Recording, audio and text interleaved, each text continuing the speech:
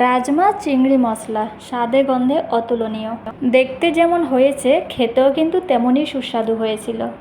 রাজমা দিয়ে এই চিংড়ির রেসিপিটা একবার যদি বানিয়ে খেয়ে দেখতে পারো তাহলে বুঝতে পারবে কতটা সুস্বাদু এটা, আর হেলদিও, পুরো প্রোটিনে ভরপুর।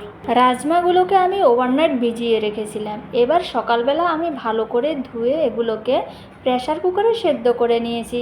প্রেশার কুকারে সেদ্ধ করার সময় অবশ্যই মাত্র 3টে সিটি দেওয়ার পরে নামিয়ে নিতে হবে, নাহলে বেশি সিদ্ধ হয়ে গেলে আবার ভালো লাগে না। এবার আমি এখানে একটা ডিম ভালো করে ভেজে নিচ্ছি তেলের মধ্যে। তোমরা চাইলে ডিমের পরিমাণ বাড়িয়েও দিতে পারো। ওইদিকে চিংড়ি মাছগুলোকে আমি ভালো করে লবণ দিয়ে ধুয়ে নিয়েছি। এরপর ভালো করে বেছে আমি হলুদ আর লবণ দিয়ে ম্যারিনেট করে রেখে দিয়েছিলাম। এবার আমি সেম কড়াইয়ের মধ্যে চিংড়িগুলোকে একটু হালকা করে আমি ভেজে নেব। চিংড়ি সবসময় একটু হালকা করেই ভাজতে হয়, বেশি ভেজে গেলে কি হয়, ওটার টেস্ট আছে না, ওটা নষ্ট হয়ে যায়।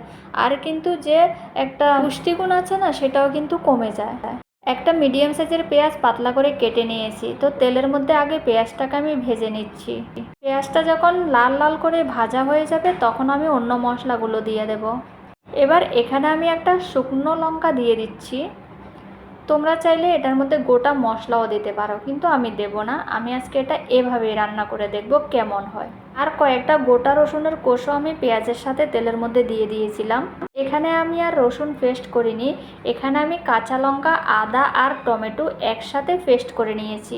তো ওগুলোই আমি পেঁয়াজের মধ্যে দিয়ে দিলাম। এবার আমি একে একে লঙ্কা গুঁড়ো, হলুদ গুঁড়ো, জিরা গুঁড়ো, একটু ধনিয়া গুঁড়ো আর একটু আমি মিক্স মশলা যেটা আমি ঘরে তৈরি করি সেটা দিয়ে দিলাম।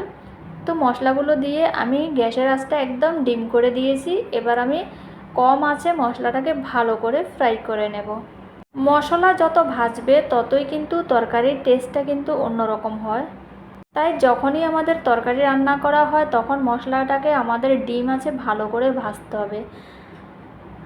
তো এবার আমি 2 মিনিট পরে ফিরে এলাম। তো মশলাটা মোটামুটি ভাজা হয়ে এসেছে। এবার আমি রাজমাটাকে দিয়ে দিয়েছি। এবার আমি গ্যাসের আঁচটা একদম হাই করে দিয়েছি। তো এখানে যে ডিম ভেজে রেখেছিলাম আর চিংড়ি ভেজে রেখেছিলাম ওটাকে আমি দিয়ে দিয়েছি।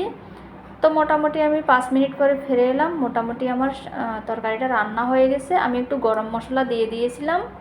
তো কেমন হলো রান্নাটা তোমরা অবশ্যই কমেন্ট করে জানাবে, আর এভাবে কে খেয়েছে অবশ্যই কমেন্ট করে জানাবে। আর যদি না খেয়ে থাকো একবার কিন্তু এভাবে বানিয়ে খেয়ে দেখো, জাস্ট অসাধারণ হয়েছে। এটা যেমন হেলদি তেমন কিন্তু টেস্টিও হয়েছে।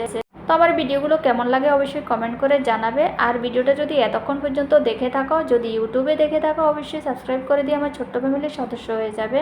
আর এতক্ষণ পর্যন্ত দেখার জন্য অনেক অনেক ধন্যবাদ ও অফুরন্ত ভালোবাসা সবার জন্য।